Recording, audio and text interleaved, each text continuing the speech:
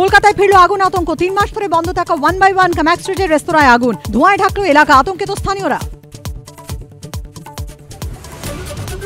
ফিরল স্টিফেন কোর্টের আতঙ্ক, আগুনে গলে গেল রেস্তোরাঁর অ্যাসবেস্টসের ছাদ। কাজের দিনে ঘিঞ্জি এলাকায় আগুন নেভাতে হিমশিম দমকলে। অব্যাহত ভোট পরবর্তী সন্ত্রাস, কাকদ্বীপে বিজেপি বুথ সভাপতির বাড়িতে হামলা, খুনের হুমকির অভিযোগ, দিনহাটায় গুলিতে জখম তৃণমূল কর্মী। মণিপুরের আগুন নেভাতে কে নজর দেবে? নাম না করে মোদী সরকারকে রাজধর্ম পালনের বার্তা সংঘ প্রধানের। বিলম্বে বোধোদয়, দেশের মানুষ শিক্ষা দিয়েছে খোঁচা শান্তনু সেনের। বিরোধী মানেই শত্রু নয়, সবাইকে নিয়ে চলাই রীতি, ঐক্যমত্যের ভিত্তিতে চলুক মোদী সরকার, বার্তা আরএসএস প্রধান মোহন ভাগবতের। সংবিধানও তো বিরোধীদের মর্যাদা দিয়েছে, তা মেনে চলার বার্তাই দিয়েছেন সংঘ প্রধান। প্রতিক্রিয়া প্রদীপ ভট্টাচার্যর।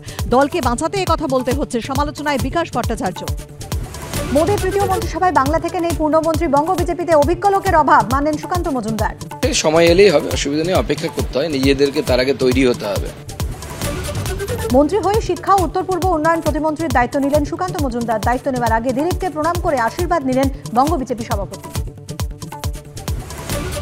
বিজেপির হাতে সিংহভাগ গুরুত্বপূর্ণ মন্ত্রক, বিশেষ রদবদল নয় মন্ত্রীদের, শরিকি চাপ সামলে মন্ত্রিসভা গঠনের প্রাথমিক রাউন্ডে জয় মোদীর, মত রাজনৈতিক বিশেষজ্ঞদের। দক্ষিণবঙ্গে বর্ষার দেখা নেই, বাড়ছে গরম ও অস্বস্তি। আগামী দুদিনে পারদ চড়তে পারে আরো 2 ডিগ্রি। বৃহস্পতিবার রাজ্য জুড়ে বৃষ্টির পূর্বাভাস।